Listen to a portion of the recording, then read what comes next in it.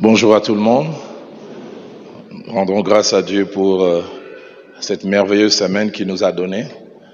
Et mon épouse et moi, nous disons un grand merci au couple Mbengela, au pasteur Timothée et au pasteur Toti pour l'accueil, pour tous ces merveilleux moments passés, même que nous continuons à passer ensemble. Il a fait une belle et bonne prière dont je crois à l'efficacité. Je ne veux pas en ajouter une autre. Mais je voudrais juste, avant de partager la parole de Dieu, présenter quelqu'un qui a multiples casquettes pour mon épouse et moi. À la fois, c'est un confrère dans le ministère parce qu'il dirige l'extension de la borne à Kimwenza, mais aussi c'est vraiment un membre de la famille, c'est les grands frères d'un ami. Si j'en ai un, il est le seul. Si j'en ai deux, il fait partie des deux. Les grands frères de mon ami, pasteur Kali Kassenda. Alors, pasteur Fanfan Lupungu, tu peux t'élever. Grande est ma joie.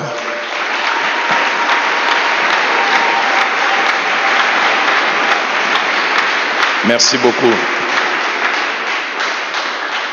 En ces jours ici, il a tenu à participer avec nous à ces cultes. J'aimerais nous inviter à ouvrir nos Bibles. Nous allons lire une seule portion des Écritures, un seul passage.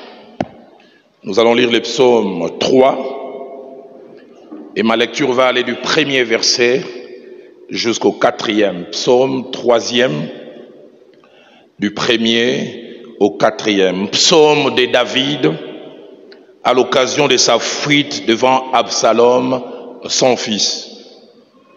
Ô Éternel, que mes ennemis sont nombreux, quelle multitude s'élève contre moi. D'autres versions disent quelle meute, c'est-à-dire une grande quantité, mais compacte. Combien disent en mon sujet, plus de salut pour lui auprès de Dieu. D'autres versions disent, même Dieu ne peut plus rien faire pour lui. Mais toi, ô Éternel, tu es mon bouclier, tu es ma gloire, et surtout j'aime comment il termine, tu relèves ma tête. Tu es ma gloire, et tu relèves ma tête. Et en ce dimanche matin, Dieu a placé dans mon cœur depuis vendredi. J'avais à cœur de parler d'autre chose, essayant un peu de vouloir conclure sur ce message attaché à la famille. Mais vendredi, juste avant mon intervention, ce passage s'est imprimé dans mon cœur et l'Esprit de Dieu, et je crus entendre vraiment que cela venait de lui, a voulu que je puisse parler sur ces bouts des psaumes. Et le thème que je prends ces jours et ce matin, c'est la prière que David fait, relève ma tête. Relève ma tête. 3 vérités que je voudrais dire en introduction. C'est que premièrement, Dieu m'a inspiré et même mieux, m'a imposé ce message en me disant qu'il voulait faire quelque chose de particulier. Il voulait montrer à quelqu'un, qu'il les connaissait, qu'il était au courant de ce par quoi il passait, et qu'il mesurait à sa juste valeur la souffrance, l'abaissement, l'humiliation et cette honte que tu es en train de vivre officiellement ou secrètement. Dans Exode chapitre 3 au verset 7, alors que l'Éternel attire la présence de Moïse au travers du buisson ardent, et qu'il veut l'inviter à une action pour être le libérateur de son peuple, il commence par lui dire ceci: j'ai vu la souffrance de mon peuple qui est en Égypte. Il arrive des fois, on se demande, est-ce que Dieu voit mon problème? J'ai vu la souffrance de mon peuple qui est en Égypte. Et il ajoute encore, j'ai entendu les cris que lui font pousser ses oppresseurs. Mais j'aime surtout comment il termine. Et c'est là où l'Esprit de Dieu a insisté dans mon cœur et dit, je connais ces douleurs. Je suis au courant de ce que tu vis. La version des Semeurs dit, oui, je sais qu'il souffre. La version nouvelle, la Bible de Jérusalem dit, je connais ses angoisses. C'est-à-dire ce malaise qui amène à un sentiment d'insécurité, pensant à un danger imminent. et qui peut même provoquer la panique. Dieu m'a inspiré ce message pour dire à quelqu'un, je vis ta souffrance et ce que tu vis en secret. La Bible déclare, et c'est les sages qui le dit, le cœur de l'homme seul connaît ses souffrances. On n'a aucune idée derrière, quelquefois, ce qui se passe derrière ces beaux maquillages et ces costumes, cette élégance. Nous ne savons, quelquefois, si nous grattons, nous entendrons ces cris silencieux que personne d'autre n'entend. Deuxième des choses, Dieu m'a inspiré ce message en me disant ces trois choses.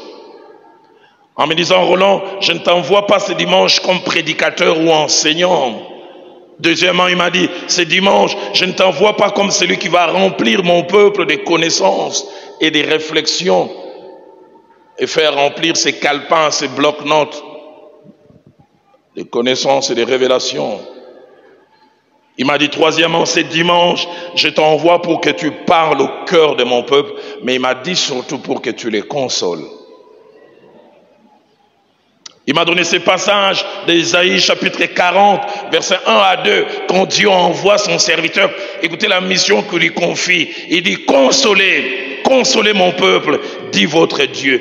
Parlez au cœur de Jérusalem, car sa servitude est passée.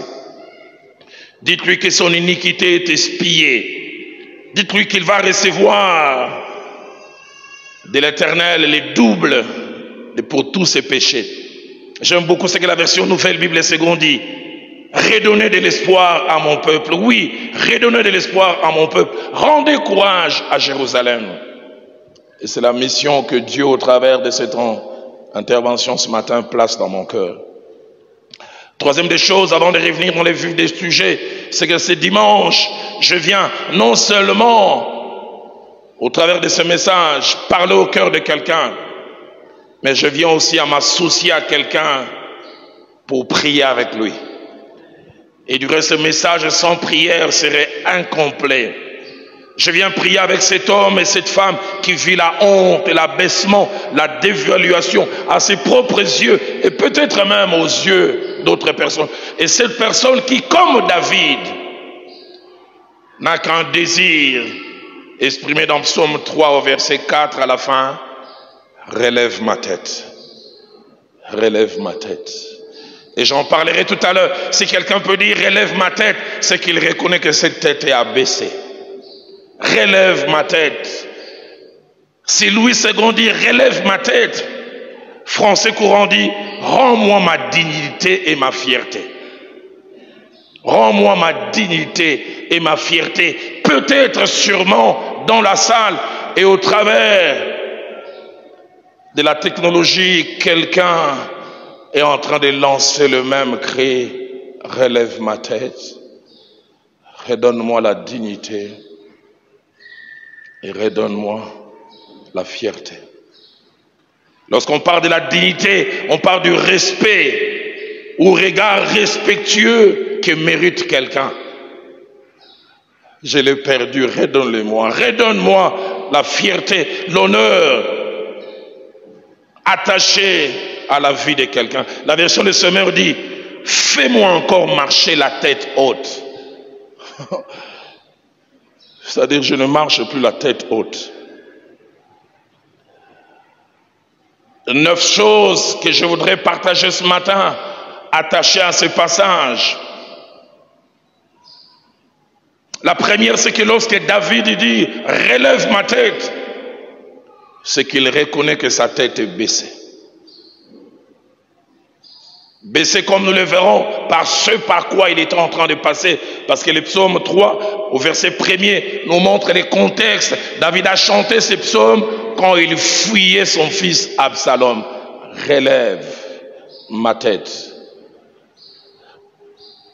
J'entends quelqu'un dans les silences de son cœur et dit, pasteur, apôtre, et que sais-je encore? Comme David, j'ai la tête baissée et je veux que Dieu la relève.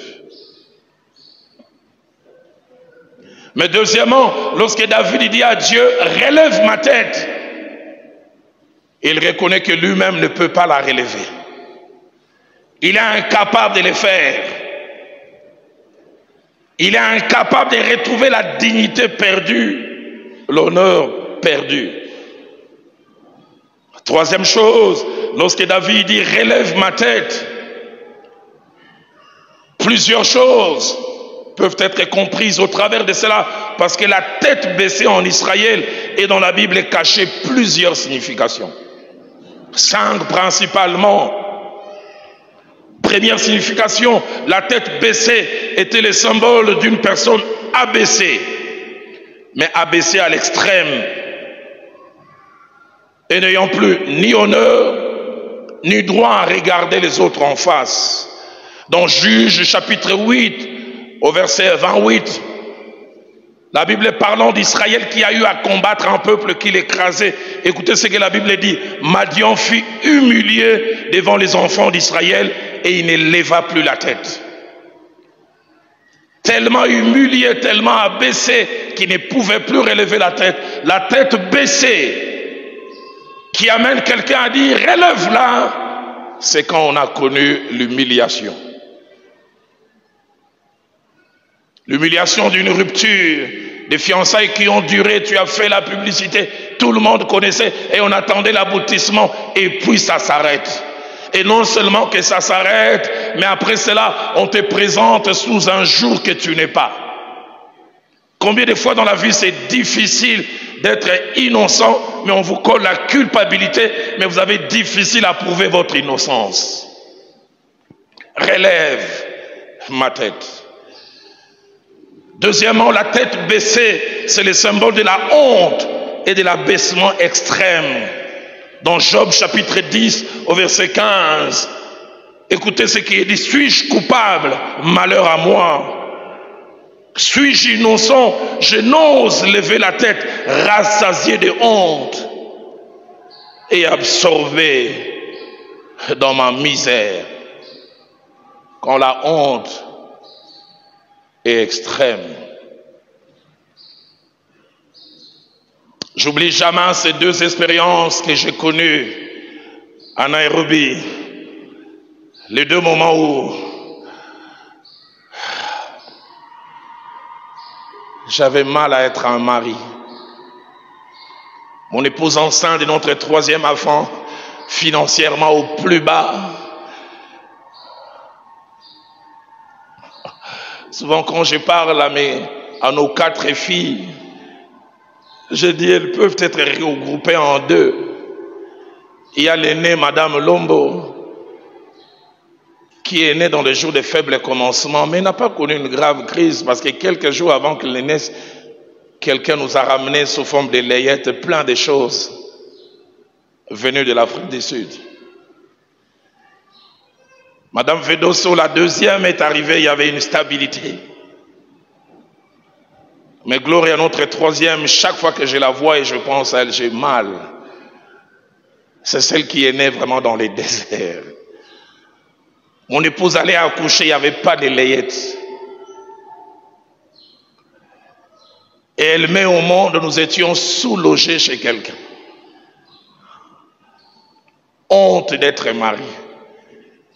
Et c'était un sujet britannique et nous habitions chez lui. Mon épouse peut se souvenir, c'est la période de ma vie où j'ai le plus maigri.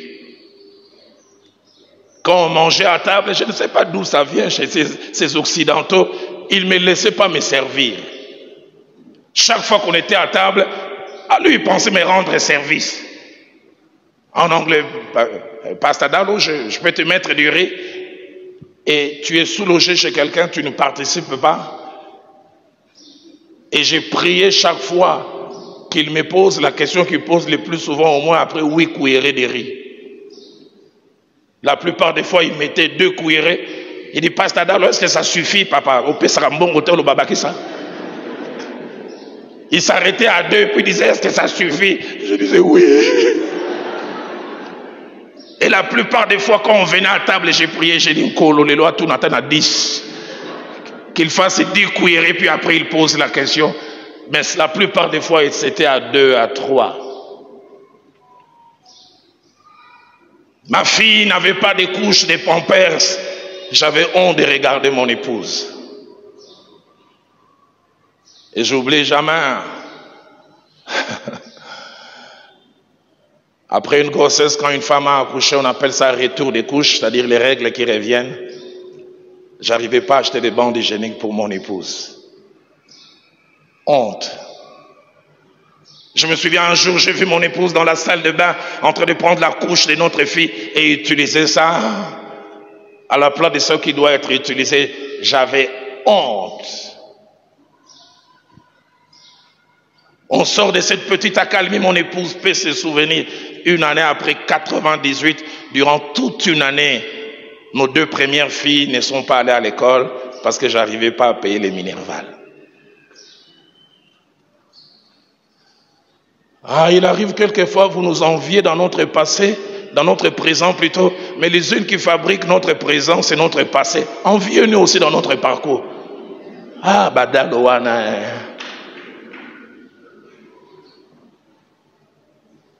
J'avais la tête baissée. Ce qui me faisait le plus mal, c'est que j'avais épousé la fille d'autrui qui a grandi dans des conditions impeccables. Dans une famille aisée. Vous savez, la première fois qu'elle a pris du thé rouge avec du pain sec, c'est avec moi dans le mariage. La première fois qu'elle est montée dans un transport en commun, foula, c'est avec moi. Elle me disait, Roland, c'est comment? J'ai dit, non seulement ça commence, mais tu monteras beaucoup.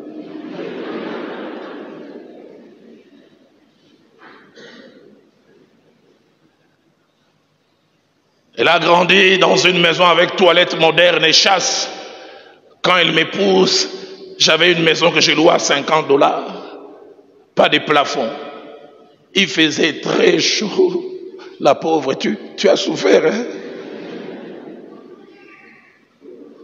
Et après notre mariage, quand elle veut entrer dans les toilettes, elle voit au mur, il y avait des algues. Elle dit, Roland, ça c'est quoi? J'ai dit, ils sont de collaborer. La plupart des choses qui étaient nouvelles pour elle, pour moi, c'était du déjà connu. En Nairobi, pour la première fois, mon épouse a porté des habits qu'on appelle des secondes mains. Et quand je dis des habits, ce n'est pas seulement les habits de dehors, même des dedans, je ne sais pas les noms. Troisièmement, lorsque l'on dit la tête baissée, c'est symbole des défaites ou des pertes de valeur à cause d'une succession d'infortunes. Rien ne marche.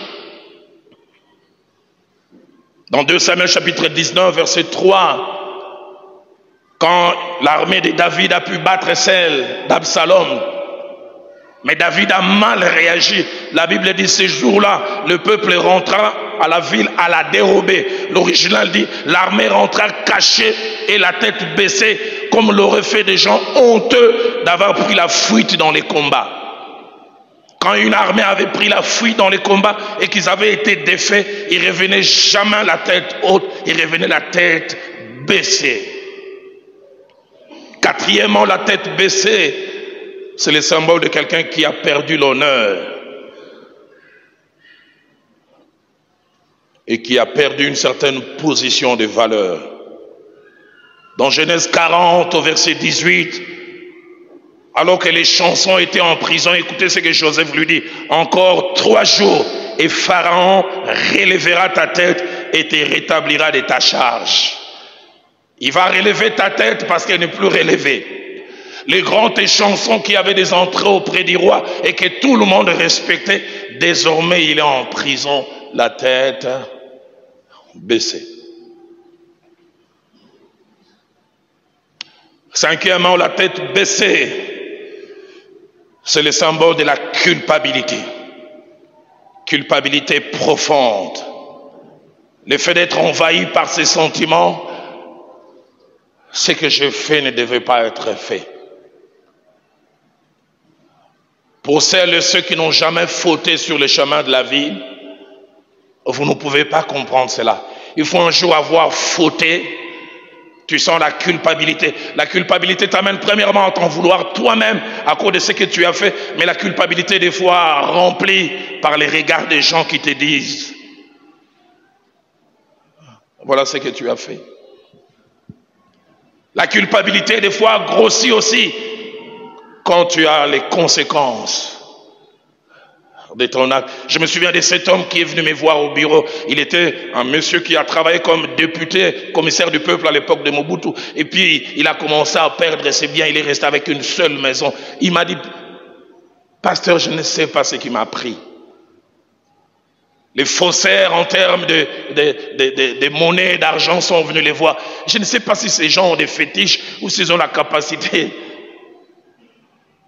de voler la réflexion. Ils sont venus, ils ont fait une première expérience, il a donné $600 et ils ont multiplié 1200, ils lui ont donné. En général, c'est de l'investissement qu'ils font pour gagner ta confiance. Et il dit, son sang n'a fait qu'un tour parce qu'il avait des dettes accumulées. Et il dit, je vais vendre cette parcelle que j'ai à $400,000, comme eux ils multiplient fois 2. Je vais leur donner 400 000, j'aurai 800 000. Et il était lui-même en train de dire, et ma femme qui se moque de moi, comme Mona. Et à l'insu de sa femme, il vend. Et il prend les 400 000, il donne à ces gens. Au lieu de la multiplication, ils lui disent non, ça n'a pas marché, ça fait une explosion. On va aller chercher les produits.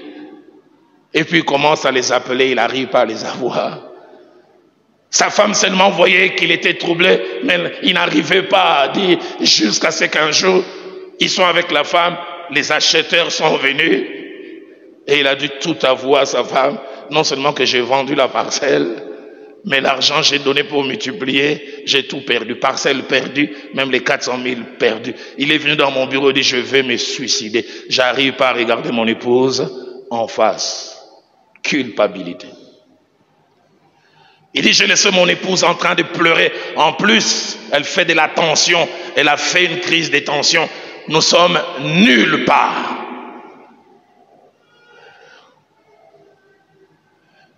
Luc chapitre 18 au verset 13, parlant de 2 personnes qui étaient au temple. Écoutez ce que la Bible dit de ces publicains parce qu'il était rempli de culpabilité. La Bible dit, les publicains se tenaient à distance, n'osant même pas lever la tête au ciel.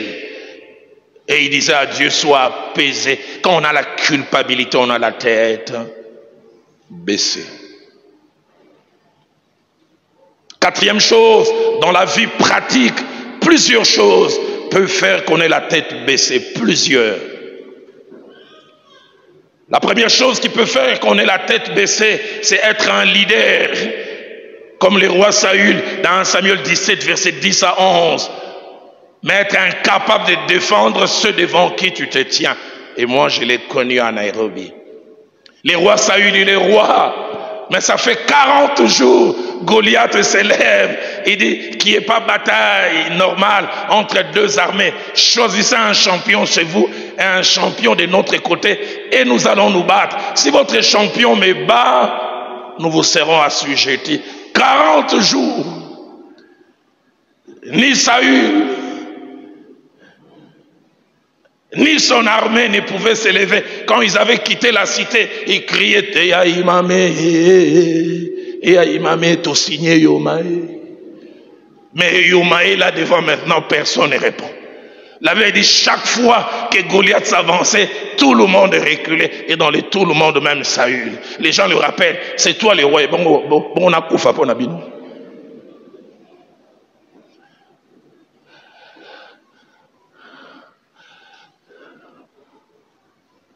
J'en parlerai en avançant tout à l'heure.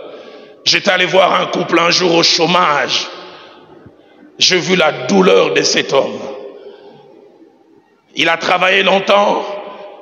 Et puis comme ça arrive souvent, il a été mis en congé technique. Et désormais, c'est son épouse qui travaille. Vous savez, les femmes, quand elles sont dépassées, des fois, elles te font mal même sans vouloir les faire. Mais n'empêche, elles font mal. Cet homme, ça faisait 6 ans, il ne travaillait plus. Le reste de son temps, il passait à la maison, regardait la télé. Et la femme rentre, elle trouve les maris à la télévision. Je revois encore la scène, moi je vais dire. Et puis, elle va vers la table, elle voit comme ça, il y a de la poussière. Et puis, écoutez comme elle dit, « Nalouke la rabino mbongo. N'a pensé la rabino peut pas table, car au la télévision. » Le mari est resté là, elle a dit, « Marie, t'as on a pas là qu'au salon, l'obé la raïbohi. » Parce qu'il a comme un chômeur. Que c'est dur d'être un mari et de ne plus être le pourvoyeur de sa maison. Cet homme viendra un jour pleurer dans ma maison. Il dit, j'ai voulu toucher ma femme. Il a dit, toi, c'est tout ce qui t'intéresse. Moussa le Lukakate. Sport national, la yoga kuna. Quelle douleur. Relève ma tête.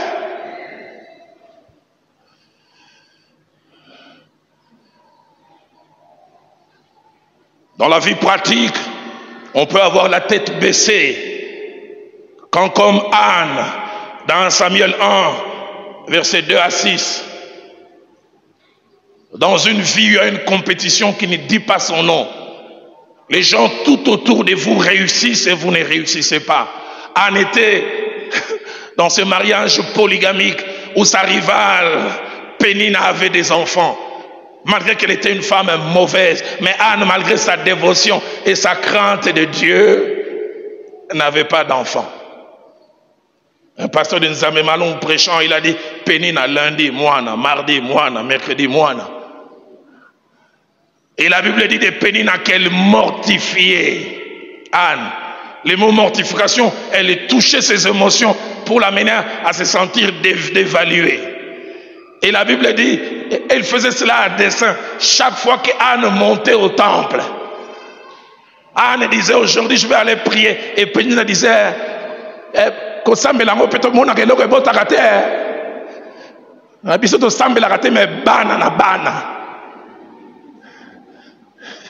quelle douleur. J'ai une maman avec laquelle j'ai prié à la borne 6 ans sans enfant. Sa belle-mère vient un jour, elle rentre dans la cuisine, elle commence à casser les verres. Elle dit, mais pourquoi tu fais ça? Elle dit, puisqu'il n'y a pas d'enfant pour casser les verres, moi je viens les faire. C'est pourquoi j'aime souvent dire, vous qui vous êtes mariés en janvier, en février, vous avez conçu, vous n'avez aucune idée de ce que certaines ressentent. Et une femme m'a dit, après 4 ans sans conception, à un moment, elle a 3 semaines de retard, l'espérance est née. Elle m'a dit, c'est arrivé en plein culte. Ils étaient en train de louer. Elle sent seulement, pouf. Il dit à son mari, chérie, n'a qu'une toilette. Je vais aux toilettes. Quand elle va aux toilettes, elle va en disant, elle est venue s'asseoir, plus de joie.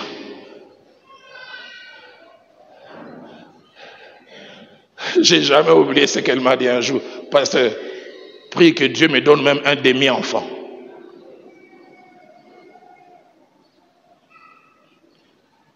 La tête baissée, c'est quand aussi comme Léa. Dans Genèse 30, versets 14 à 16, on est l'aîné, mais on vit mal certaines choses, on n'expérimente pas certaines choses. Que votre droit d'aînesse est presque volé. Savez-vous comment ça se passe dans nos familles africaines? Tu es l'aîné, mais tu es au chômage. Mais les cadets, il est conseiller à la présidence. Et vous voyez comment on les respecte. Ton droit d'aînesse est bafoué. Tu viens même, tu veux t'asseoir, on dit, papa, est-ce que toi tu es quelqu'un? Lisez ce passage, vous verrez la souffrance de Léa. Elle est l'aînée, mais elle est dans un mariage, on ne l'aime pas. Et ce qui me fait mal, elle est presque en train de supplier l'amour de son mari. Et finalement, pour qu'un jour, elle ait son mari dans les lits, elle doit acheter avec les madrangors, les fruits. On donne les fruits. Et puis sa soeur dit, bon, puisque tu m'as donné les fruits, aujourd'hui, il va passer la nuit chez toi, mais une seule nuit, hein. Lisez les contextes, vous voyez comment avec précipitation, quand le mari revient, il dit, j'étais acheté pour les madrangors. Relève ma tête. Je vis dans certaines familles, comme j'ai dit, être aîné parce qu'on ne réussit pas, parce que socialement on n'a pas comme les autres, on vous traite moins que rien. Aux yeux des parents, ta petite soeur qui est mariée a plus de valeur que toi parce que tu es célibataire. Si tu oses parler, on te les rappelle. Quelqu'un ce jour comme David doit dire, relève ma tête.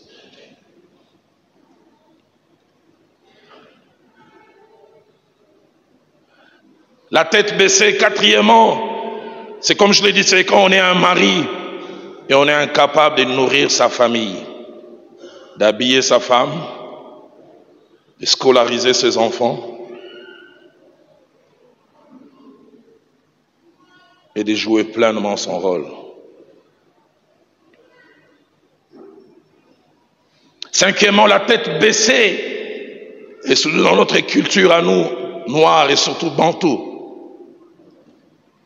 c'est quand on est marié et qu'il y a un problème de conception et tu sais que c'est toi la base.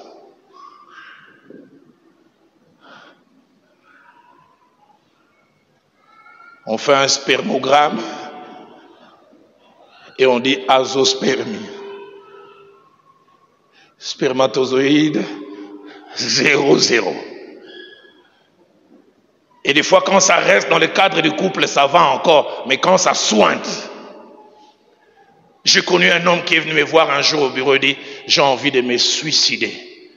Ma belle famille, ils sont venus tuer un escroc. Ils ont utilisé des termes juridiques. Il dit « Tu savais que tu avais un problème et tu es venu épouser notre fille. Est-ce que ce problème, tu l'as su maintenant ?» Conseil des familles. Il dit là, j'étais en train de crier, Seigneur, enlève-moi cette honte, donne-moi un enfant. Et ce qui est merveilleux, Dieu a exaucé la prière. Relève ma tête. J'ai souvent parlé avec des hommes qui ont ces problèmes. Un homme me dit un jour, il veut toucher sa femme lui dit, ça va servir à quoi? Tu vas me toucher, ça va servir à quoi? Les femmes, des fois, elles compatissent, mais quand elles sont blessées, elles deviennent aussi source de blessures. Qui est blessé, blesse.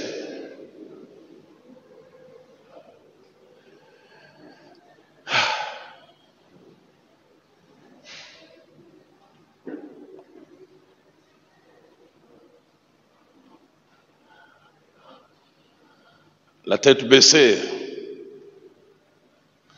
On n'en parle pas, je serai dans une réunion des couples, j'entrerai en détail. En tant que pasteur, je côtoie beaucoup. C'est avoir 20, 30, 40 ans de vie des couples.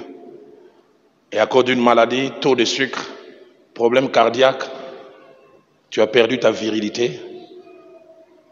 Et tu n'arrives plus à assumer dans l'intimité. J'ai souvent parlé avec des hommes. Et dit l'une des plus grandes souffrances, c'est de ne plus être capable d'assumer.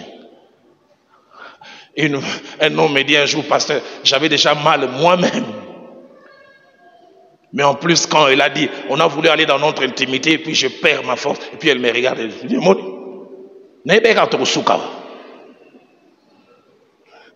je savais qu'on allait finir là. Il dit, je souffre déjà, mais elle vient encore m'écraser. Je me souviens de cet homme qui m'a dit un jour, pasteur, tu sais quoi, je suis allé à la chaîne de prière, j'ai dit, Seigneur, si tu n'arrives pas à me guérir pour que je n'arrive pas à satisfaire cette femme, Kamatangaï, prends-moi. C'est pour cela que j'ai dit, derrière ces beaux costumes, Dieu sait certaines choses qui se passent. Et puis enfin, sur le plan pratique, la tête baissée, c'est quand on est faussement accusé. Être comme Joseph, innocent, mais dans la maison de Potiphar, on te fait passer pour un pervers que tu n'es pas.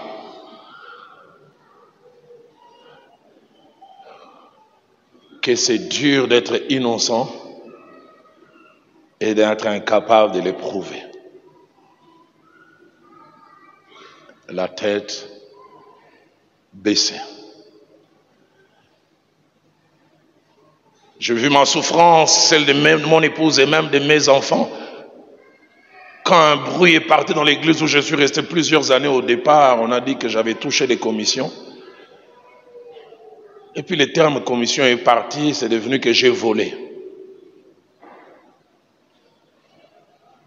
J'oublie jamais ces jours où je suis dans cette agence de voyage Cette jeune fille est en train de vouloir élaborer mon parcours. Je devais passer par le Maroc, puis aller en Amérique du Nord. Et puis elle s'arrête et dit, en lingala pasteur, non, linga yo mingo zaka moyibi. Je t'aimais beaucoup, mais aujourd'hui tu es voleur. J'ai appris qu'on t'a chassé de l'église où tu étais, tu as volé 50 000 $. Un jour, j'ai failli cogner un papa. Allez, il a fait de l'humour, mais de l'humour sale. Il me rencontre en ville, il dit, oh, Dalo, dans 50 000 $, il peut ça mettre 10 000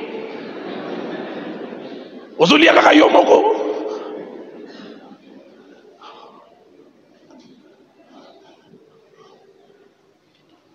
Cinquième chose, dans le cas de David, plusieurs choses avaient fait qu'il ait la tête baissée. Psaume 3, verset 1, nous montre le contexte de ces psaumes. Il fouillait devant Absalom. Et je fais ressortir ces choses qui ont fait qu'il ait la tête baissée. Premièrement, il venait de perdre la royauté. Ça faisait 2 jours. Étrange ce que la vie peut nous réserver. 30 ans durant, David était roi. Il s'imaginait jamais que cela allait arriver. La Bible dit, qui sait ce qu'un jour peut enfanter. Deuxième livre de Samuel, au verset 15.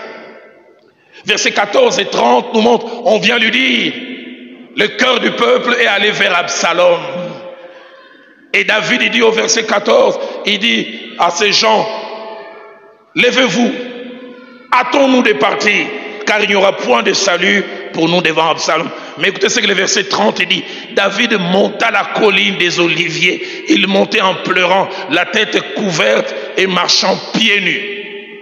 Il n'a même pas eu le temps de s'habiller, de prendre des chaussures. On lui a dit, il faut fuir rapidement. Le grand roi, toujours entouré, dans la précipitation, il est en train de fuir. Si Louis II dit, il montait en pleurant, la tête couverte, et marchait pieds nus. François Courant dit, il montait en pleurant, les visages voilés et pieds nus. Deuxième chose qui a fait que David puisse avoir la tête baissée, c'est que le vide se faisait tout autour de lui.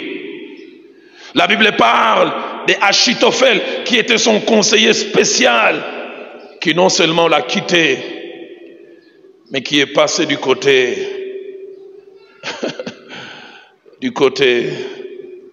d'Absalom.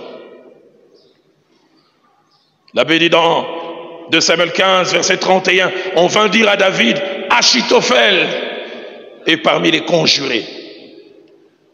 Troisièmement, ce qui fait que David ait la tête baissée, 2 Samuel chapitre 16, verset 5 à 8 nous parle, alors qu'il est en train de fuir, il découvre le cœur des hommes, un descendant de Saül appelé Shimei. Il commence à prendre la poussière, à lui jeter et à le maudire. Il dit, va-t'en, homme de sang, tu occupais indûment le trône de Saül, Dieu t'a puni. Et le contexte montre même qu'il injuriait Ozui.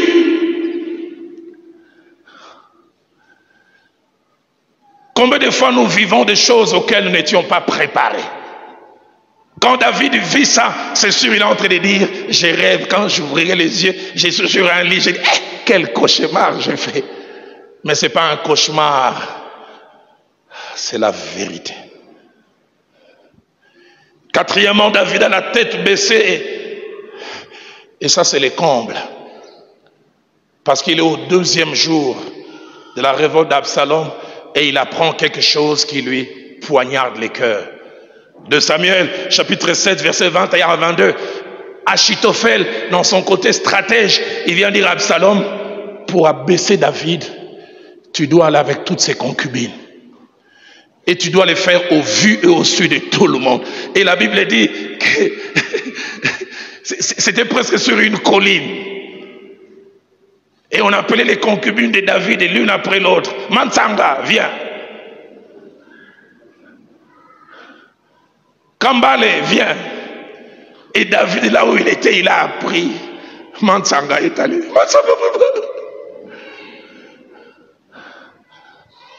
Poignardé.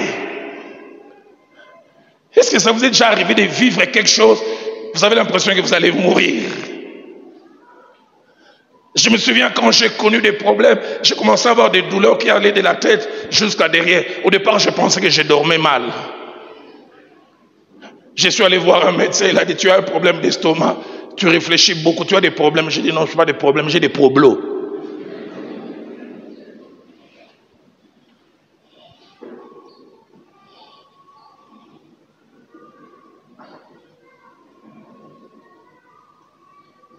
Dernière des choses qui a fait que David ait la tête baissée, et lui-même en parle,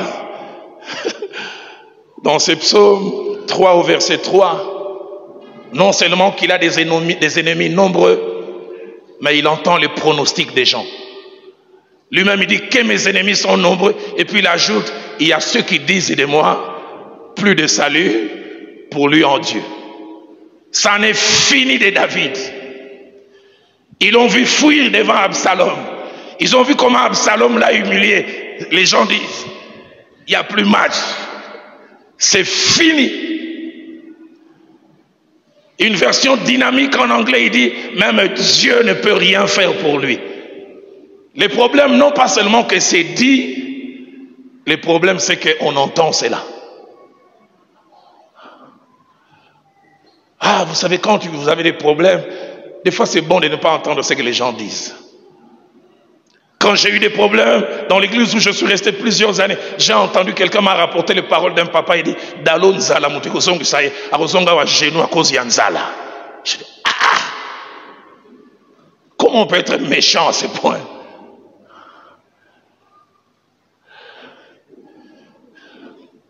Sixième chose, c'est qu'au moment où David vit ces choses, il expérimente 3 choses que quelquefois Dieu aime que nous puissions expérimenter. La première, il a atteint un seuil d'incompétence.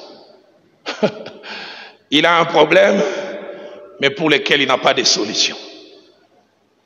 La majorité est contre lui. Absalom a l'armée. Combien de fois ça nous arrive d'avoir un problème et nous ne savons pas où commencer? Cela me rappelle la prière de Josaphat dans 2 Chroniques, au chapitre 20, au verset 12, quand 3 armées attaquent Juda. Écoutez la prière de Josaphat, nous ne savons que faire devant cette multitude nombreuse. Que c'est dur d'être un leader, d'avoir des gens derrière, ils ont les yeux tournés sur toi, mais toi-même tu n'as pas de solution. Deuxième chose que David expérimente que Dieu aime, c'est qu'il arrive à un niveau où seule l'intervention de Dieu peut changer les choses. Combien de fois ça nous arrive, quand nous sommes à un niveau, nous savons que l'humain ne peut rien faire. Nous-mêmes, nous ne pouvons rien faire. Il ne nous reste plus que Dieu. Mais j'aimerais dire à quelqu'un, quand il ne te reste plus que Dieu, il te reste l'essentiel.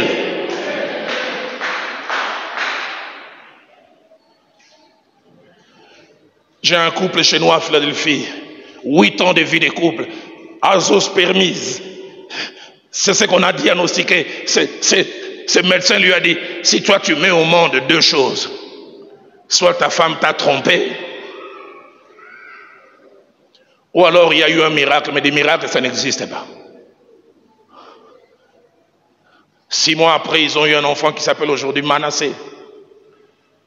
Il m'a dit, les jours, ils sont allés voir le médecin a dit, tel que je t'avais dit, hein, ta femme doit t'avoir trompé. Pour que je croie, il doit y avoir un test ADN. On a fait les tests, le médecin a dit, oh, les miracles, ça existe. J'aimerais dire à quelqu'un, quand il te reste plus que Dieu, tu as encore quelque chose.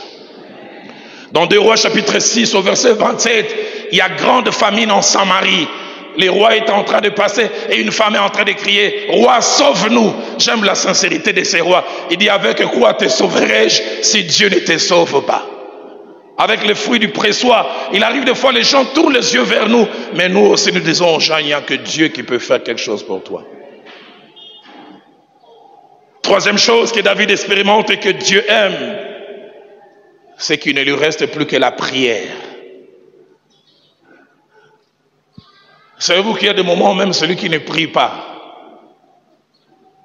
n'a plus que la prière. Je me souviens de ces jours où avec le prophète Daniel Kawata, nous quittions Kinshasa pour aller en Afrique du Sud célébrer un mariage. Pour la première fois, coupure d'électricité dans un avion. On a dit que ça n'a duré que 3 secondes. 3 secondes. Tout est noir. Et subitement, on a perdu la tube. 2 messieurs qui disaient qu'ils étaient athées. J'ai entendu la crier, Jésus! J'ai dit, oh! Jésus! Parce qu'il y a des moments où il ne vous restera que la prière. Mais j'aime ce que mon pasteur disait, là où tout a échoué, la prière est réussie. Mercredi, je faisais cette méditation qui m'a fait énormément du bien. Je n'aurai pas le temps de lire ce passage de Rois chapitre 18, versets 28 à 35. Les rois Ézéchias est menacé par les rois d'Assyrie. Et les rois d'Assyrie lui envoient son porte-parole qu'on appelle Rabshakeh. Et Rabshakeh vient faire 2 choses. La première, il amène une lettre pleine d'injures. Et la deuxième, il se met à injurier Ézéchias en public. Il dit, ne suivez pas Ézéchias. Il commence à donner les palmarès. J'ai battu tel peuple, où était leur Dieu? J'ai combattu tel peuple, je les ai détruits. Qu'Ézéchias ne puisse pas vous faire croire que vous pouvez vaincre. Et il dit, allez lui donner cette lettre. Et j'aime ce que ma Bible dit. Ézéchias prit la lettre et il alla la déployer au temple. Les commentateurs juifs, ils ont dit, il a amené ça en disant, Dieu, lis toi-même. Lis toi-même. Lis toi-même. Il y a des moments où on n'a plus rien à faire. On prend simplement ces résultats des diagnostics. On amène ça dans la maison de Dieu. Seigneur, lis toi-même. Seigneur, regarde leurs conclusions. J'aimerais dire à quelqu'un, quand il te reste plus que la prière, tu n'as pas tout perdu. Je voudrais conclure en ce jour, 7e chose, malgré la hauteur du défi et la taille de l'adversité, David fait 2 choses. Non seulement qu'il prie, mais on sent au fond de lui qu'il a encore la foi en Dieu et qu'il n'a pas perdu quelque chose d'essentiel dans notre marche, l'espérance. C'est pourquoi il dit, tu es mon roi, tu es ma gloire et tu es mon bouclier. Je ne comprends pas tout, mais tu restes ma gloire. Je ne sais pas comment tu vas faire, mais tu es mon bouclier. Mais sa foi, c'est aussi dans sa prière, il dit, tu relèves ma tête. Tu peux changer cette condition. Quand, je ne sais pas. Comment, je ne sais pas. Je demande à quelqu'un, ne perds pas la foi. Quelles que soient les circonstances. 8e et avant-dernière chose, c'est que la prière de David en disant « relève ma tête », 2 Samuel chapitre 20 verset 3 nous montre que ça a été exaucé. Parce que pour ceux qui ne le savent pas, la révolte d'Absalom n'a duré que 4 jours. Et la prière que David fait, il est fait au 2e jour. Au 4e jour, écoutez ce que ma Bible dit, David rentra dans sa maison à Jérusalem. Parce qu'Absalom a été accroché par un arbre térébinthe. Vous savez, quand Dieu veut intervenir en votre faveur, il peut même utiliser les éléments de la nature.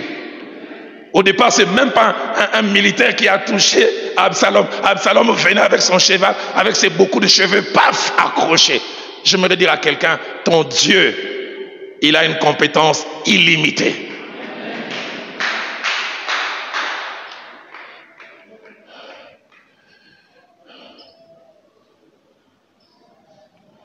Neuvième et dernière chose, et je finis alors que les musiciens prennent place. C'est que s'il est vrai que Dieu relève la tête de ceux qui le lui demandent, il ne relève pas la tête de tout le monde et de n'importe qui. Premièrement, il relève la tête de ceux qui lui appartiennent. Il est possible que tu aies la tête baissée à cause de plusieurs choses que je ne mentionnais pas mentionner, et que tu souhaites que cette tête soit relevée, mais tant que tu ne lui as pas donné sa vie, ça ne sera qu'un désir. Il y a quelqu'un aujourd'hui qui désire que sa tête soit relevée. Tu dois d'abord lui dire, Seigneur, je te donne ma vie. Deuxième condition pour avoir sa tête relevée, c'est marcher dans la crainte de Dieu. Il y a quelqu'un qui a la tête baissée, c'est parce que aussi ton style de vie a changé. Tu as un pied dedans, un pied dehors. C'est pourquoi tu as la tête baissée au travail, la tête baissée. tu dois revenir parce que ma Bible a moi dit, l'Éternel promène son regard sur toute la terre, non pas pour soutenir tout le monde, mais pour soutenir ceux dont le cœur sont tout entiers à lui. Troisièmement, Dieu, sans être un capitaliste, il relève la tête là où il y a ses intérêts. Quand il voit un homme, une femme qui les sert, tu les sers en consacrant ton temps, ton talent, ton trésor, ton énergie, il ne te laissera jamais la tête baissée. Car là où Dieu voit ses intérêts, il intervient. Et puis quatrièmement, Dieu relève la tête de ceux qui se répandent, qui reconnaissent qu'ils ont fauté, qu'ils ont mal agi. Il y a quelqu'un qui a le désir comme David que Dieu relève sa tête, mais tu dois te repentir. Qui dit repentance dit accepter le mal qu'on a fait. Ne plus se justifier, dit je l'ai fait. J'aime Jérémie chapitre 14, verset 7, l'un des meilleurs passages de la Bible que j'aime. Écoutez ce que Jérémie dit, il dit, si mes péchés témoignent contre moi, agis en ma faveur à cause de ta bonté. J'ai fait mal, mais que ta bonté sur place là.